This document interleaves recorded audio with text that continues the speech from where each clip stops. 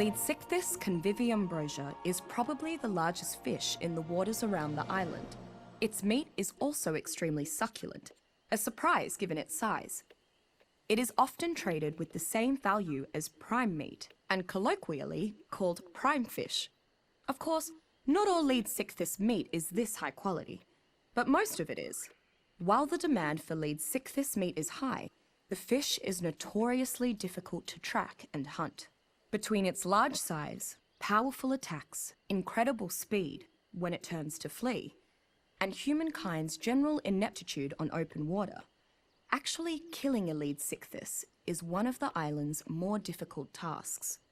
The hunt for an extremely elusive breed of the fish, the fabled great albino Leadsichthys, has been known to drive otherwise sensible men and women mad with obsession, as if all evil were visibly personified and made practically assailable in this one creature. Despite its large size and the fact that it may well be strong enough to carry heavy loads, Leadsichthys does not appear to be intelligent enough to tame. Nevertheless, some large tribes keep an enormous pen with a few Leadsichthys trapped inside for cultivating purposes, as bits of prime fish can be repeatedly scraped off the gargantuan beast without killing it.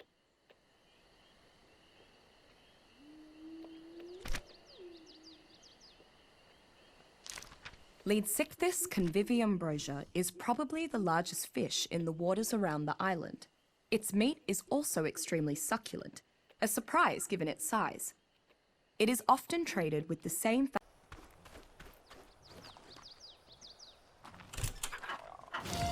Utahraptor prime is an incredibly aggressive subspecies of Utahraptor found on the island. It tends to travel in small hunting packs, attacking smaller prey with its sharp teeth and enlarged foreclaws. When hunting in packs, the pack leader can vocalize a signal that acts as a battle cry. Be prepared to run or fight if you hear the call of the Utahraptor.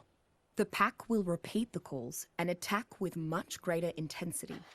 One of the faster creatures on the island, Utahraptor often uses their pack numbers to their advantage by swarming around their prey before it can react.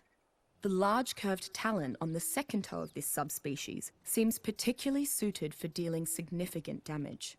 Utahraptor prime usually kill its prey with numerous slashing and biting attacks in rapid sequence. What the Utahraptor lacks in size, it makes up for in ingenuity. Rather than chase down smaller creatures, Utahraptor will pounce and pin its prey to the ground rather than chasing it around. Despite its normally aggressive nature, Utahraptors have become one of the primary combat mounts for roaming bands of raiders, as well as scouts for larger collectives. Those who ride Utahraptor claim they are difficult to tame, but then fiercely loyal. As a carnivore, once tamed, they require a steady stream of meat to sustain.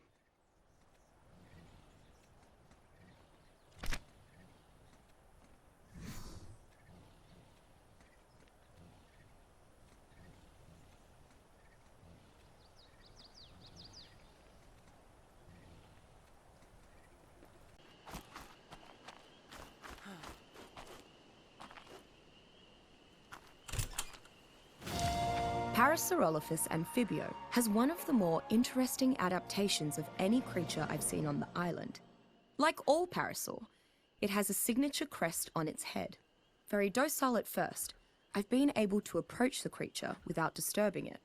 If startled, however, the creature can vocalize a distress call to the surrounding area that warns of danger.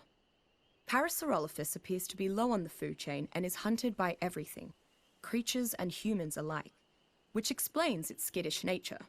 It is a good source of meat and hide, if you can manage to keep up with it long enough to kill it. Despite being what most tribes consider a relatively useless creature to tame, I once met an interesting woman who had tamed an entire herd of them.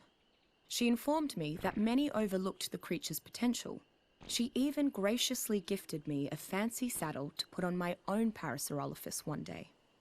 As a relatively simple creature to domesticate, Parasaurolophus is commonly one of the first mounts a tribe will be able to acquire.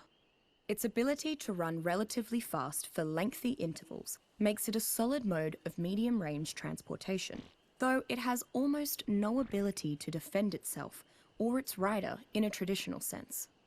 Smaller creatures, however, appear to be frightened by the horn of Parasaurolophus, although it doesn't do much damage.